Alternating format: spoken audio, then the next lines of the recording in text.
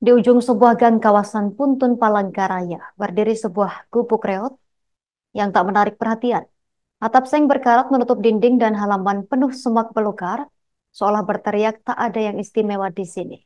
Namun di balik rumah yang terlihat tak layak itu tersembunyi sebuah kerajaan Salihidin atau Saleh yang berusia 39 tahun, bandar narkoba sekaligus pria yang dijuluki Raja Narkoba Puntun Palangkaraya. Informasi selengkapnya akan dilaporkan rekan Ahmad Supriyandi, wartawan Tribun Kalteng. Rekan Ahmad Supriyandi, silakan laporan selengkapnya.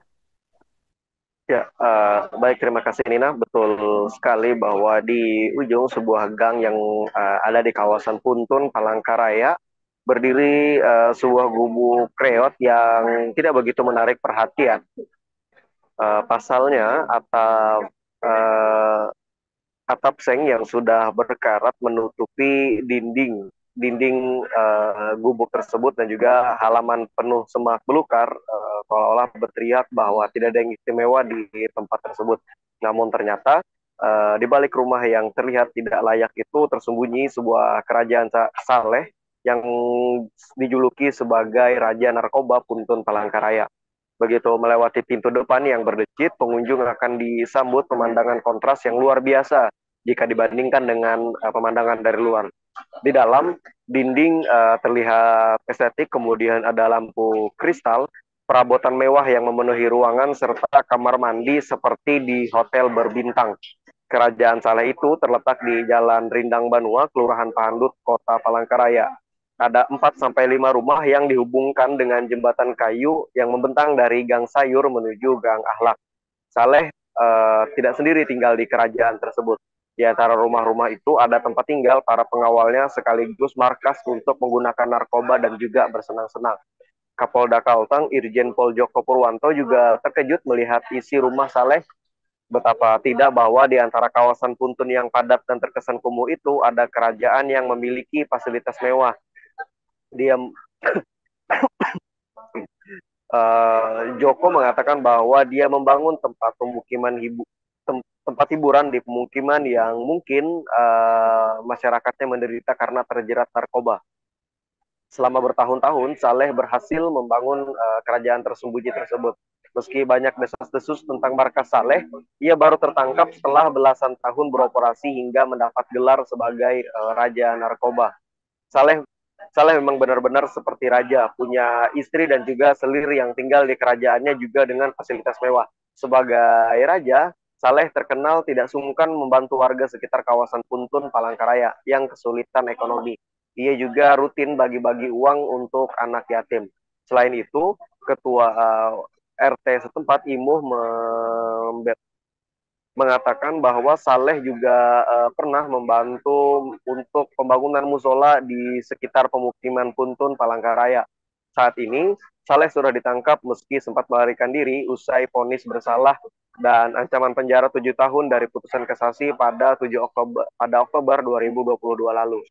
Pelariannya selama 2 tahun ke Samarinda, Banjarmasin, dan kembali lagi ke Palangkaraya berakhir pada 4 September 2024 kemarin.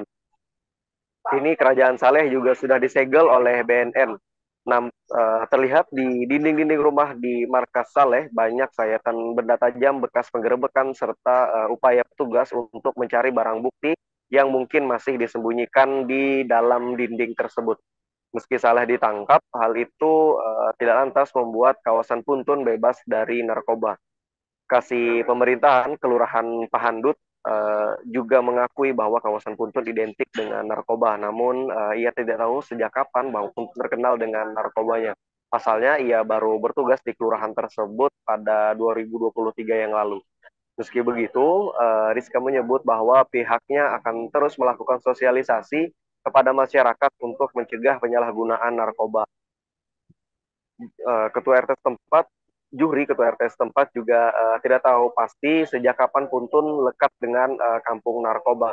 Yang ia tahu bahwa stigma negatif kawasan Puntun akrab dengan narkoba sejak Saleh memulai bisnisnya sekira tahun 2016 lalu.